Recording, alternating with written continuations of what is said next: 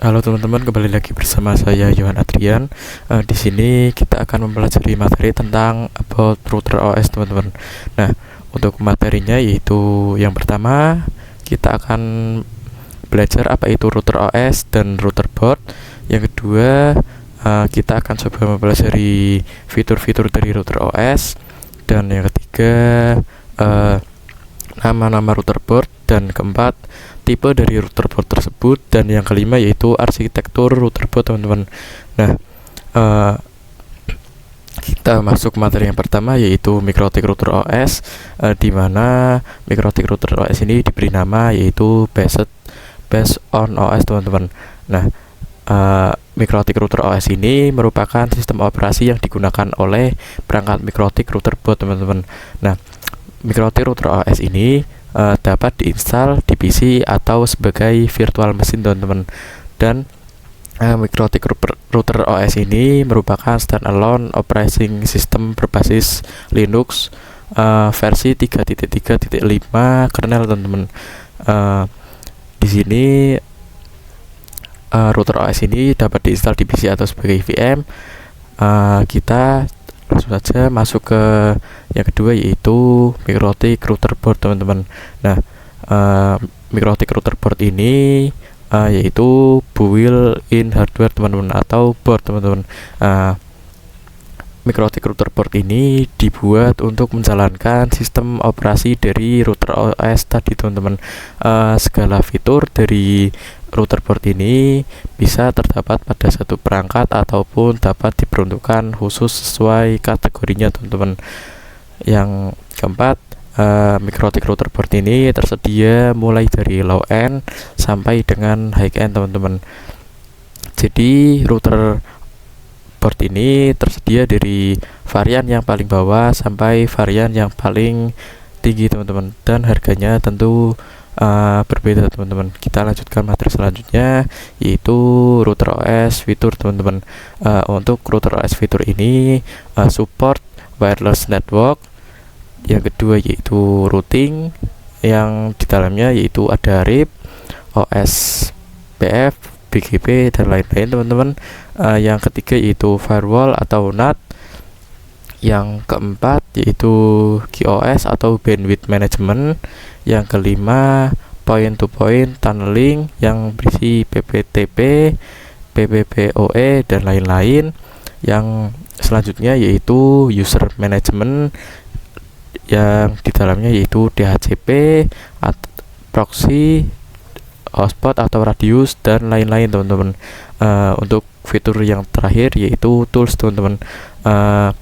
Tools ini yaitu bandwidth test, torch, mapping, MRTG, dan lain sebagainya, teman-teman. Kita masuk ke router board name. Pengkategorian nama pada router board MikroTik berdasarkan dibagi menjadi 3 kategori, teman-teman. Yang pertama yaitu dari word, di mana ini yaitu Omnitic, Grove, SXT, LHG, Dynadisk, dan lain-lain, teman-teman. Yang kedua yaitu exceptional naming, teman-teman. Maksudnya nama disederhanakan dan disesuaikan dengan tahun pengembangan, dan biasanya ethernetnya lebih dari 9 port, teman-teman. Sebagai contoh yaitu RB600, 800, 1000, dan lain sebagainya, teman-teman. Untuk 3 simbol name, teman-teman bisa perhatikan gambar di kiri bawah ini. Untuk yang pertama RB yaitu singkatan dari router board, teman-teman. Dan untuk serial 751 itu untuk angka pertama yaitu angka 7 merupakan seri atau kelas router tersebut, teman-teman. Untuk angka yang kedua yaitu angka 5 merupakan jumlah port Ethernet dari router board tersebut. Dan untuk serial yang terakhir yaitu jumlah slot mini PCI atau wirelessnya, teman-teman. Nah, di sini kita lanjutkan materi yang selanjutnya. Nah, di sini ada router board type, teman-teman. Nah, di sini teman-teman perhatikan di kanan bawah ada singkatan RB yaitu router board, dan ada serial number, teman-teman. Nah, di situ untuk angka yang pertama yaitu seriesnya. Nah, di sini sebagai contoh yaitu seri 900. dan angka yang kedua yaitu angka 5, ini merupakan Ethernetnya, dan angka 2 yaitu wireless teman-teman. Nah di sini ada UI. Nah di sini merupakan fitur dari boardnya, dan untuk bagian yang kedua yaitu 5AC2ND, ini merupakan fitur dari wirelessnya, dan jenis casingnya yaitu di sini TC teman-teman. Nah teman-teman di sini bisa perhatikan ada kode lain yang ada pada router board teman-teman. Nah di sini yang pertama ada U ini menunjukkan bahwa router board ini support untuk port USB teman-teman. Yang kedua ada A ini menunjukkan memori lebih tinggi dan efisiensi lebih tinggi teman-teman. Nah yang ketiga ada H, ini merupakan powerful CPU. Yang keempat ada G, ini merupakan menunjukkan bahwa support port gigabit.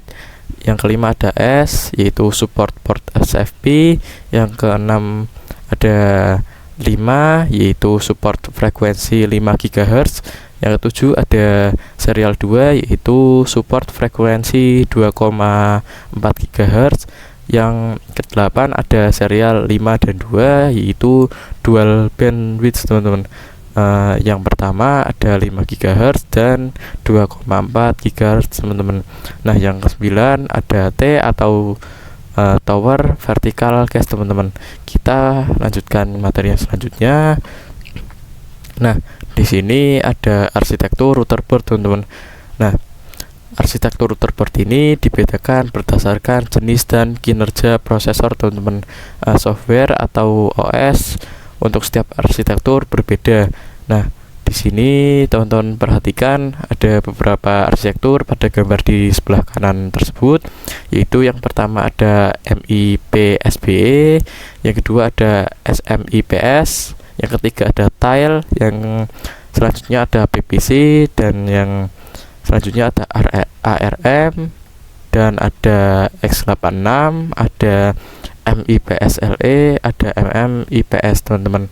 Nah teman-teman bisa melihat arsitektur Mikrotik lebih lengkap di website Mikrotik tersebut, yaitu www.mikrotik.com/download teman-teman. Teman-teman bisa kunjungi sendiri di aplikasi pencarian atau lainnya teman-teman. Mungkin sekian dari saya untuk materi bab kali ini. Sampai jumpa pada bab selanjutnya teman-teman.